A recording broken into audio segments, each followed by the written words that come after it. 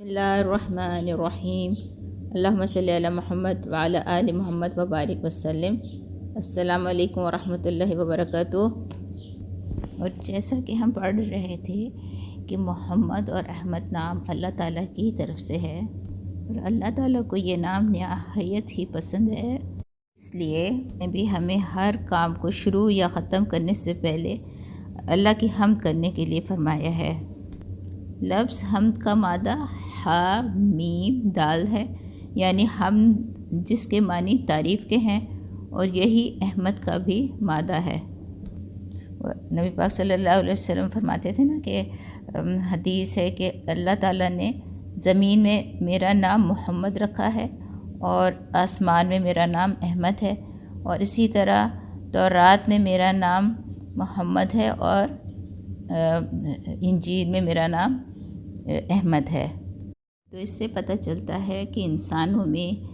حضور پاک صلی اللہ علیہ وآلہ وسلم کی ذات ہی ایسی ہے جس کی حمد کی جائے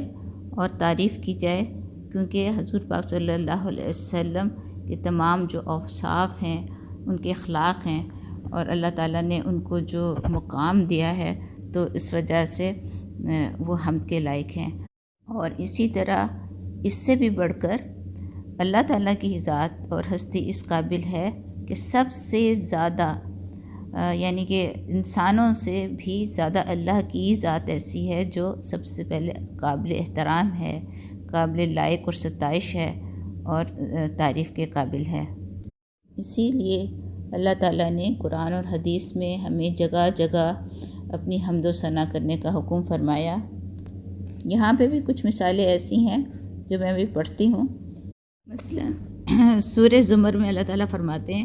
وَقُضِيَ بَيْنَهُمْ بِالْحَقِّ وَقِيلَ الْحَمْدُ لِلَّهِ رَبِّ الْعَالَمِينَ۔ اس کا ترجمہ ہے ان کے درمیان حق کا فیصلہ کر دیا گیا اور کہا گیا کہ سب تعریفیں اللہ کے لیے ہیں جو رب العالمین ہے۔ اسی طرح سورہ یونس میں اللہ تعالیٰ فرماتے ہیں وَآخِرُ دَعْوَاهُمْ أَنِ الْحَمْدُ لِلَّهِ رَبِّ الْعَالَمِينَ، یعنی کہ اہل جنت کی آخری یہ دعا ہوگی الحمد للہ رب العالمین، یعنی کہ سب تعریفیں اللہ رب العالمین کے لیے ہیں۔ سورہ انعام میں اللہ تعالیٰ فرماتے ہیں فَقُطِعَ دَابِرُ الْقَوْمِ الَّذِينَ ظَلَمُوا وَالْحَمْدُ لِلَّهِ رَبِّ الْعَالَمِينَ، ظالموں کی جڑ کاٹ دی گئی اور الحمد للہ رب العالمین، یعنی کہ سب تعریفیں اللہ رب العالمین کے لیے ہیں۔ سورہ سبا میں اللہ تعالیٰ فرماتے ہیں کُلُوا مِن رِزْقِ رَبِّکُمْ واشکروا لہ، اور جس کا ترجمہ ہے اللہ کے رزق کو کھاؤ اور شکر کرو۔ اب یہاں پہ کھانے اور پینے کے بعد اللہ تعالیٰ نے حمد اور شکر کا حکم دیا، اور شکر کا مطلب حمد ہی ہوتا ہے۔ نبی پاک صلی اللہ علیہ وسلم نے بھی شکر کی تفسیر حمد سے فرمائی ہے، اور حدیث میں ہے افضل الشکر الحمد للہ، اور کھانے کے بعد الحمد للہ پڑھنے کی کثرت سے تاکید آئی بھی ہے۔ اسی طرح جب حضور پاک صلی اللہ علیہ وسلم سفر ختم کرتے تھے تو آپ پڑھتے تھے آئبون تائبون عابدون لربنا حمیدون، جس کا مطلب ہے ہم اللہ کی طرف رجوع ہونے والے، توبہ کرنے والے، اپنے رب کی عبادت کرنے والے اور حمد و ثنا کرنے والے ہیں۔ اور جب نماز ختم ہوتی تھی تو یہ آیت شریفہ پڑھتے تھے سبحان ربک رب العزت عما یصفون وسلام علی المرسلین والحمد للہ رب العالمین۔ تو یہ ہم نے دیکھا کہ اللہ تعالیٰ کی حمد اور ثنا کا اللہ تعالیٰ نے بار بار اس کا ذکر کیا ہے، اور تمام جو قرآنی آیت ہیں ان سے یہی پتہ چلتا ہے، یہی معلوم ہوتا ہے کہ حمد کسی شے کے اختتام کے بعد ہوتی ہے۔ اس لیے اللہ تعالیٰ نے آپ کا نام جب محمد احمد رکھا تو اس کا مطلب یہ تھا کہ آپ کے بعد اب وہی کا سلسلہ جو ہے وہ ختم ہو جائے گا، اور جو نبوت ہے وہ اختتام ہو جائے گی، تو یہ اس طرف کا ایک طرح سے اشارہ ہے۔ اب حضور پاک صلی اللہ علیہ وسلم کی ان دونوں ناموں محمد اور احمد کی یہ تمام جو تشریح ہے وہ علامہ سہیلی اور حافظ عسقلانی کے کلام سے ماخوذ ہے۔ اسی طرح بخاری اور مسلم میں جبیر بن مطعم رضی اللہ عنہ سے روایت ہے کہ رسول اللہ صلی اللہ علیہ وسلم نے ارشاد فرمایا کہ میرے 5 نام ہیں، میں محمد ہوں، میں احمد ہوں، میں ماہی ہوں۔ ماہی کا مطلب ہوتا ہے کفر مٹانے والا، پھر میں حاشر ہوں، یعنی لوگوں کا حشر میرے قدموں پر ہوگا،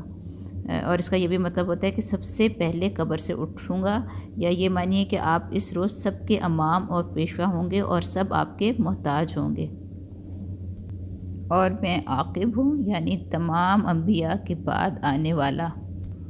اسی طرح بخاری، ترمذی وغیرہ میں یہ لفظ ہیں،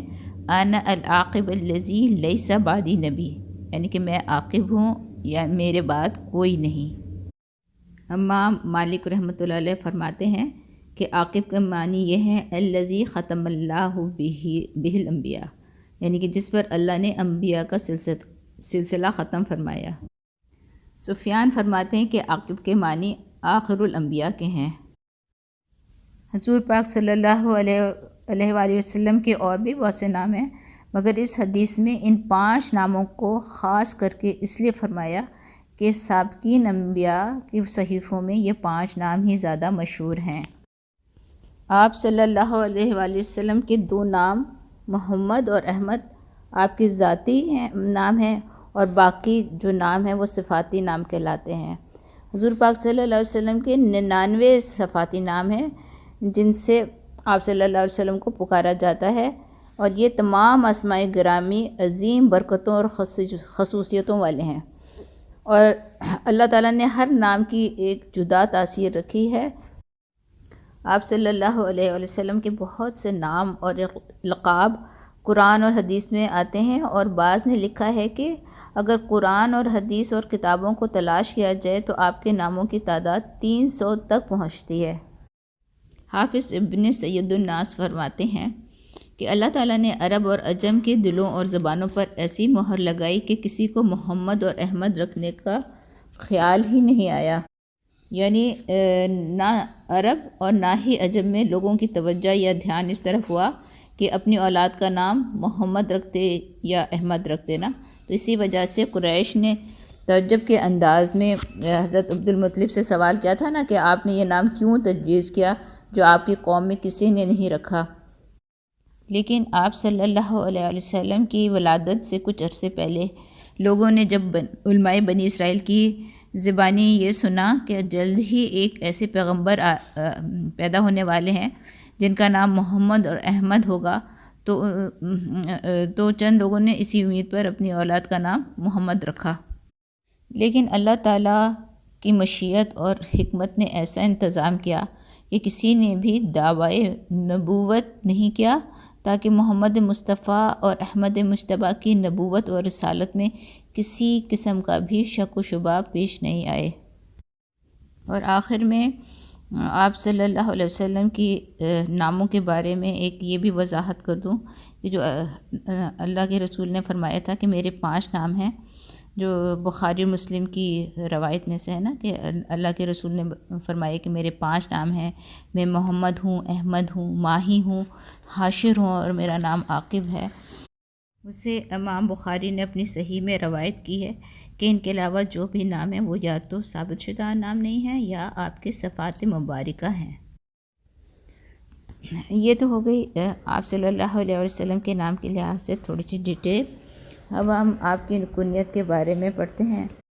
آپ صلی اللہ علیہ وسلم کی سب سے بڑی مشہور اور معروف کنیت ابو القاسم ہے، جو آپ صلی اللہ علیہ وسلم کے سب سے بڑے صاحبزادے قاسم کے نام پر ہے۔ دوسری کنیت ابو ابراہیم ہے۔ یہ حضرت ماریہ قبطیہ کے بطن سے پیدا ہوئے تھے، اور حضرت ماریہ قبطیہ جنہیں مقصود شاہ اسکندریہ نے بطور نذرانہ کے آپ صلی اللہ علیہ وسلم کی خدمت میں پیش کیا تھا۔ حضرت انس رضی اللہ عنہ سے مروی ہے کہ جب ماریہ قبطیہ کے بطن سے حضرت ابراہیم پیدا ہوئے تو جبرائیل علیہ السلام نے آپ کی خدمت میں حاضر ہوئے اور فرمایا السلام علیکہ یا ابا ابراہیم، یعنی کہ سلام ہو آپ پر اے ابو ابراہیم۔ ایک حدیث میں آپ صلی اللہ علیہ وسلم نے فرمایا اپنی اولاد کا میرے نام کے اوپر نام رکھو مگر میری کنیت اختیار نہیں کرو۔ بس آج یہاں اتنا ہی۔ السلام علیکم، جزاک اللہ خیرہ۔